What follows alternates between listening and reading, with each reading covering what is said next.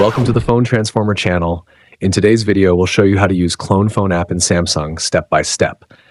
If you find this video helpful, please subscribe to our channel for more tech tips and tutorials. Let's get started. Step 1. Open the Settings app on your Samsung phone. You can find it on your home screen or in the app drawer.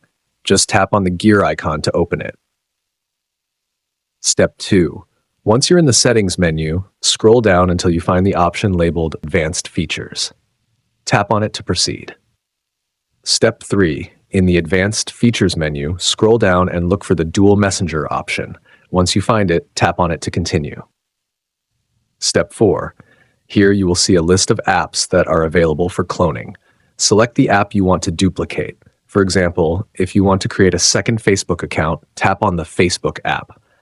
After selecting it, tap on the Install option and wait for a few moments while your device creates the cloned version of the app.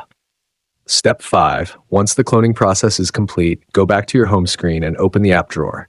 You will now see two versions of the same app. Tap on the cloned app to open it and start using it with a different account. Thanks for watching, and see you in the next video.